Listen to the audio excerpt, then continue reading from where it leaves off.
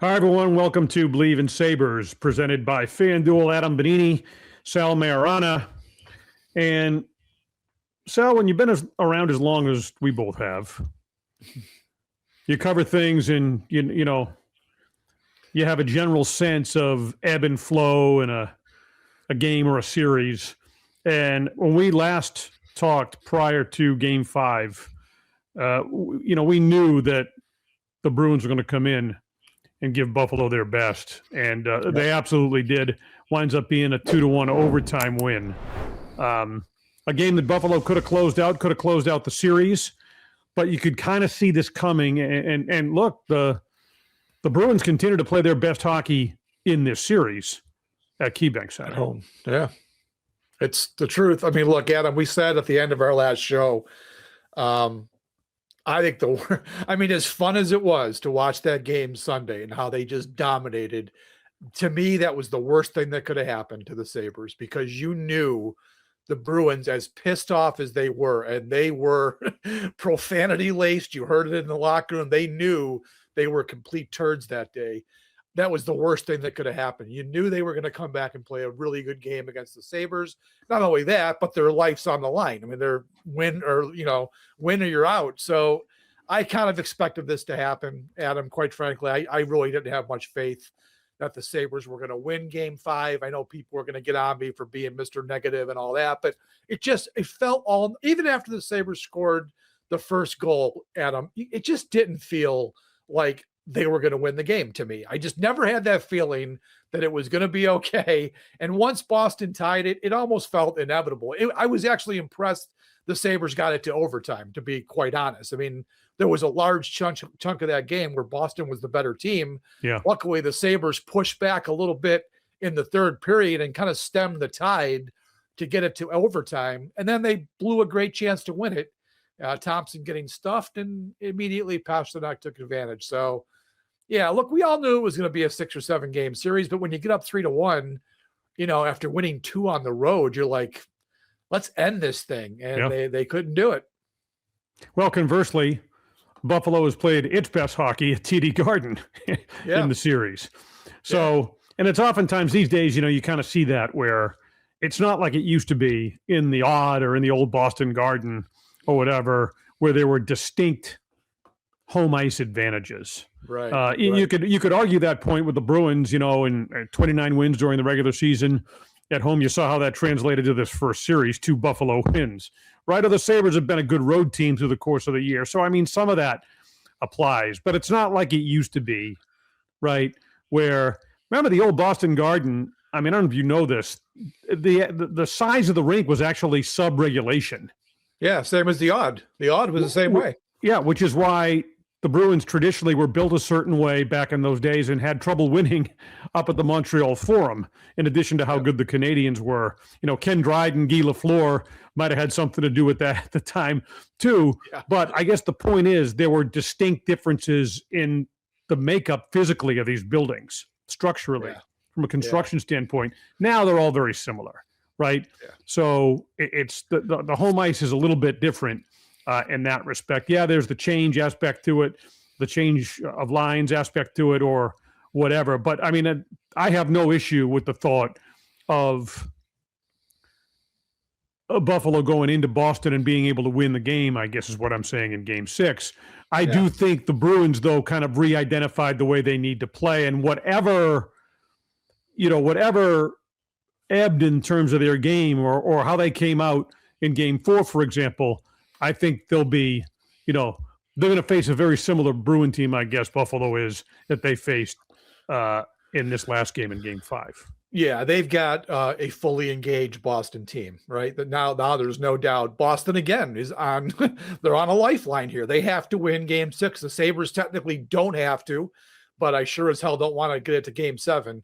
The Sabres need to take care of business in Game 6 and get this team out of the way.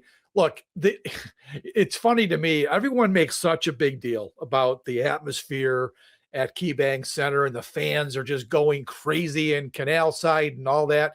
Look, Adam, I'm all for, it's great that the Sabres are back in the playoffs and Buffalo fans have this incredible opportunity to witness playoff hockey again. but it doesn't mean shit to me, Adam. The home ice advantage, it just doesn't matter. All it gives you is the last line change. That's the only advantage it really provides in these games. And I believe, and we've seen it in this series, it feels like the Sabres have been more comfortable on the road. Like you're in your home rink, you're trying to impress your fans. And we talk about this really in all sports. You want to impress the home fans. You want Josh Allen, throwing for 400 yards at the stadium in front of the home crowd. And then they go on the road and they just seem to play a more calm, confident game. I think it's the same thing with the Sabres and really hockey in general. I don't think home ice really means anything in these games. So, everyone was the arena, unbelievable. It just didn't matter to the Bruins. And I don't think it should matter to the Sabres on Friday night when they go in there. So I do have faith that they can get it done. And I think it'll be, there's going to be the pressure to close the series out. But honestly, Adam, I think there was more pressure on the Sabres last night to close it out at home than there will be Friday night to do it in Boston. At least I hope that's how it plays out, because if that's the case, they can get it done. And you have to credit the Bruins, I think, here, right, for coming in, responding the way they did, playing the type of game that they did. Again, they outchanced Buffalo for a vast majority of it. There were times where the Sabres kind of found that rhythm and spark and were able to get high quality scoring chances. But the Bruins, by and large, had the better of them. And what can you say about Pastrnak? I mean, you knew he was going to really put his imprint on this series at some point, and boy, did he ever. I mean, his ability to stay on side, and then the speed, and then the move he put on Lyon. Absolutely tremendous. Yeah, it was a great play. He's still annoying as shit, though. He drives me nuts. He's a cherry picker. Now, that time he came off the bench. It was a bad line change by the Sabres. He caught a break, and the guy made a great pass to get it there too. And he made it, you're right. He made a great play to receive it onside and go in on the move, but he's still a cherry picker. He's a pain in the ass. I wish it had been anybody else but him, quite frankly, but he's great. And remember, Lyon had stuffed him. Actually, Luukkonen too had stuffed him on a couple of breakaways. They'd done a good job on Pastrnak for most of the series. It was due that he was going to burn them at some point. It was just really unfortunate that it happened on a play like that. And what was so frustrating is that they had the game. Tage Thompson, I mean, look, he's great, and he's probably the biggest reason why they won game one, because he started the comeback. But Adam, he's kind of disappeared. He hasn't scored a goal in 4 games, and I know that's not a huge deal. You go 4 games in the NHL, it's hard to score goals, but they need him to be their best player, and he really hasn't. He's got a couple assists. He had an assist on the only goal last night, but they need Tage to be Tage. He had a golden opportunity in the third period to put him ahead late, and then it was right there to win it in overtime, and Swayman got the pad out, and then 10 seconds later, the game was over. That was a frustrating turn of events, because you're thinking, man, it's going to be handshakes right now, and it wasn't. So that was frustrating. Yeah, they've done a good job on Thompson, but for the comeback in game one, by and large, and a pretty good job on Dahlin, right? And I'm not just talking about, Zadorov, that's an extension of that BS that happened at the end of game 4. He should have been sitting. I don't think there's any question about that. The NHL player safety continues to be a joke. It's only a in joke. the NHL does that guy still play that. That was ridiculous. If he did that on the street, he'd be arrested. But sure, it's the NHL. What can we expect, right? Okay, but it is important to me that Dahlin did get on the score sheet, right? Yeah. And he does it on the power play too, which is another thing. Finally. If the Sabres could ever really get their power play going with any remote degree of consistency in terms of its production, they're already tough to beat. They would really be difficult to beat. I really hope they can find their groove. They've shown some improvement or whatever in that area, but they still need to be.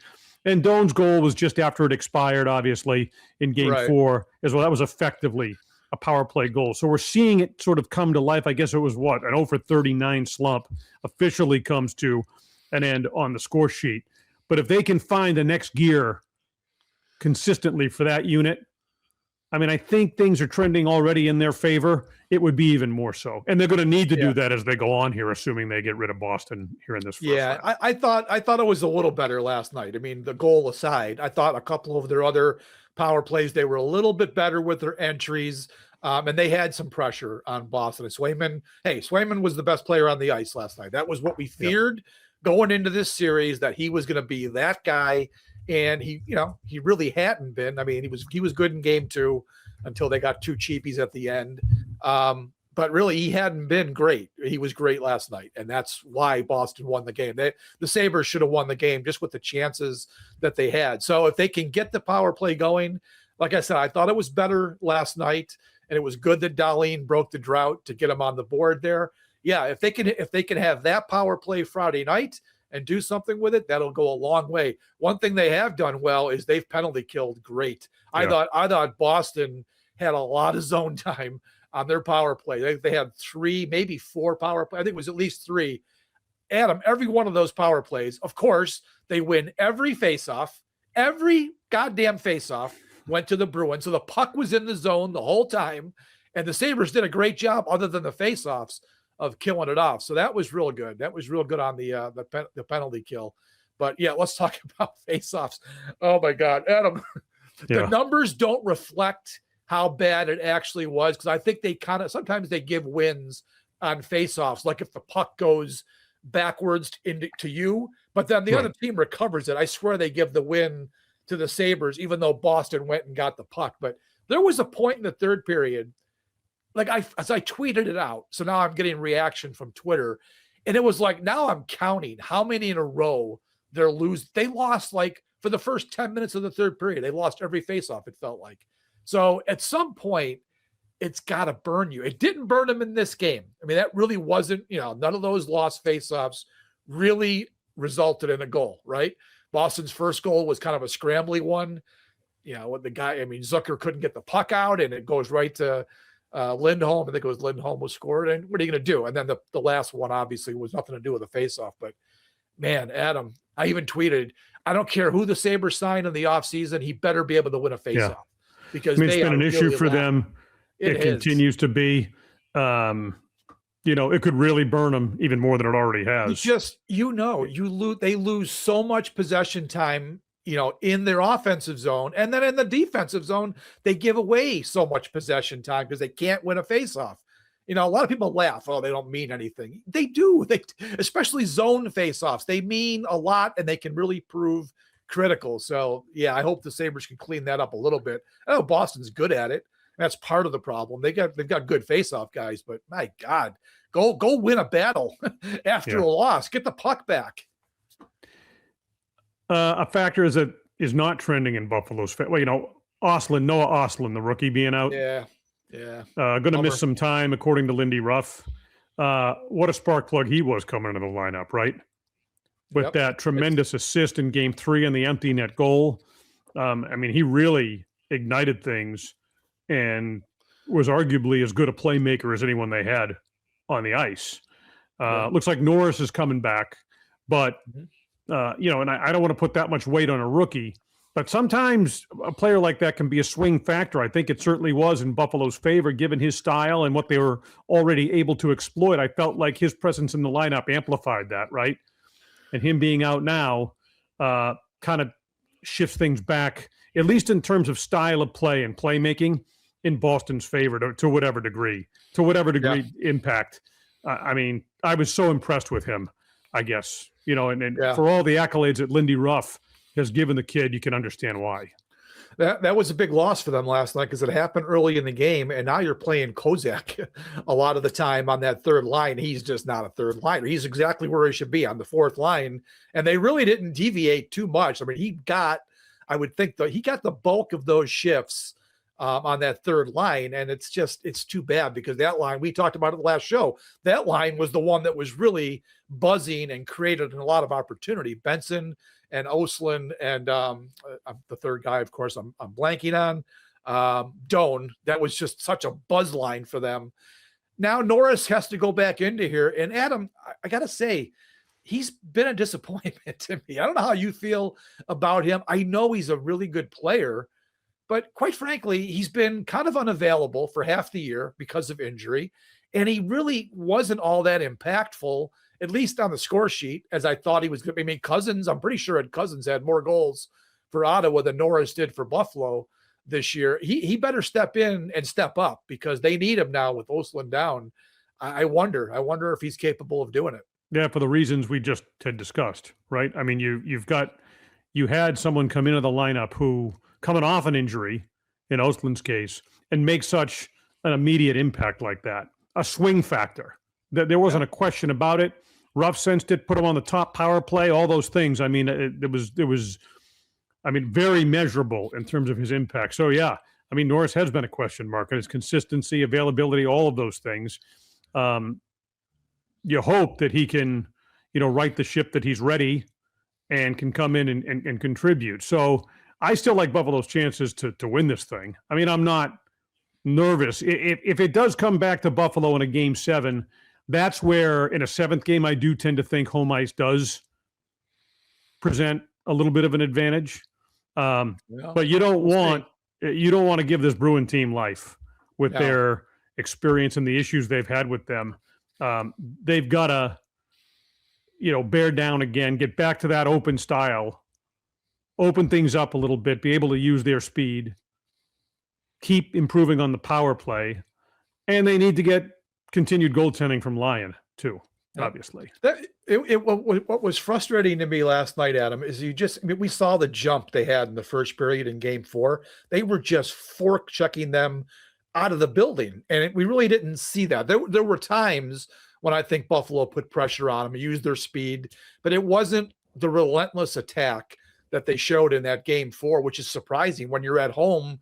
Again, that's when you're supposed to have your most juice. You're supposed to be energized, especially early in the game, by the crowd. And it just didn't seem like it was the same. I'm sure they were going 100%. I'm not saying they weren't. It just didn't feel like they were nearly as successful with it.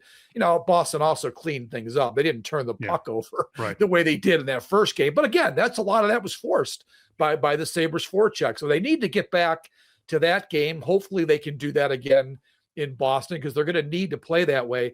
The worry I have, it was the worry in game 1, and it's come around again now, is Swayman. Swayman can literally sway the series, right? Alex Lyon has been really good. No complaints about how he's played. But if push comes to shove, I still have to say the Bruins have the advantage in goal. And we all know what a hot goalie can do in the playoffs. And right now, Swayman, he got pissed off at his teammates. He barked at him at the bench there. I think he woke that entire team up. And he backed his own big mouth up with a hell of a performance last night. So that to me is worrisome for the Sabres. I always say this, Adam, the worst lead to have in a series is 3-1. It just is. It's because that 4th game is so hard to get. And it's almost better like if it's 2-2. And then, then you're going at it. You're not laying back at all in game 5. I'm not saying the Sabres laid back, but that 3-1 lead always seems to be a little bit tricky, especially in the hockey playoffs. Well, for where this organization hasn't been, right, and everyone knows that the final game, the closeout game, is the toughest one to get. And the Sabres could have had it, but they found that out the hard way last night. Quick check, FanDuel, presenting sponsor for this show and others here on the Believe Network. We checked the Stanley Cup odds here on Believe in Sabres. They were 4th earlier this week. They have fallen now to 6th. Colorado at plus 250, the favorite. Carolina, 2nd at plus 300. Tampa Bay, plus 600. Minnesota, plus 1,200. Vegas in front of them now at plus 1,300. The Sabres, plus 1,400 as this series now extends to a 6th game, going to be Friday night over at TD Garden in Boston. So that's our recap of the Sabres to this point. Sal, I just want to spend a second here to comment on a career coming to an end over in your neck of the woods there over in Rochester. Shout out to Don Stevens. 40 years behind the mic for the Rochester Americans. Absolutely terrific, amazing run. Longest tenured AHL broadcaster in AHL history. So congratulations to him. He's such a fixture in that community over there, isn't he? Yeah. Don is a great guy. I always enjoyed being in the press box. I didn't see him during the game because he's calling the game, but always before the game, we'd be shooting the shit up there and with Kevin O'Klubja, our hockey writer here in Rochester. So yeah, Don is an awesome dude. He had a great run as the play-by-play man. And I'll tell you, Adam, Rick Jeanneret is the all-time GOAT, right? He's just awesome and everything else. But man, when you think about Don Stevens, okay, Jeanneret was doing it for 50 years, flying first class, staying in first class accommodations. Don Stevens spent 40 years riding the buses to all these minor league outposts around the American Hockey League. That to me, I mean, again, Jenneret's great, love him. But when you look at the two careers, Don Stevens was the ultimate grinder. I mean, can you imagine the bus rides, the towns that they had to go to play some of these games for 4 decades of that? I mean, it's just an amazing career. I will tell you, when I was starting out in Syracuse, so I want to say maybe 95, 96, 97, right in there. I did 3 years of color, 55 games a year, not the full schedule, but 55, all the homes and some roads for the Syracuse Crunch in the American Hockey League. I got to know Don then. I was doing color commentary. Joel Stern was the play-by-play guy at the time in Syracuse. But Stevens, I got to meet him, and he was always very giving of his knowledge and his talent, meaning he would help young broadcasters along. I mean, Paul Hamilton, who we've had on this show, a longtime Sabres reporter for WGR Sports Radio 550, is flat out. I think he tweeted it the other day that he wouldn't have had the play-by-play career that he did were it not for Don Stevens. And I would say being able to kind of pick his brain, he would always take the time when you approached him to ask him a question. And even if he got to know you a little bit, he'd always ask how you were doing, offer you a few pointers here or there if you were interested. And whenever you saw him, he would actually, like you had described, he would always want to get together and talk and see how you were doing. So, a class act on the air, class act off the air, and congratulations to Don on a great run. Great career. Yeah, it's too bad. It's too bad the run ended. The Amerks, they really didn't have, but they had an okay season, but they've had better teams the previous couple of years, and they just, between the call-ups to Buffalo, they were running out guys that should have been in the East Coast League for a lot of the time. So it was going to be tough for them. They barely got in the playoffs, had to make it on the last day. They had to get to overtime in their last game to get the point they needed. So we kind of knew they weren't going anywhere, and it's too bad that Don couldn't go out with a longer playoff run. But yeah, what an incredible career for him. All right, so Sal Maiorana, thank you very much. Sal Maiorana, Rochester Democrat and Chronicle. I'm Adam Benigni of WGRZ TV and Sports Talk Live. Buffalo will continue here. Believe in Sabres. Sabres looking to close out the series now. Game 6, Friday night. Buffalo and Boston at TD Garden. So for Sal, I'm Adam. Thanks for being with us here on Believe in Sabres, presented by FanDuel.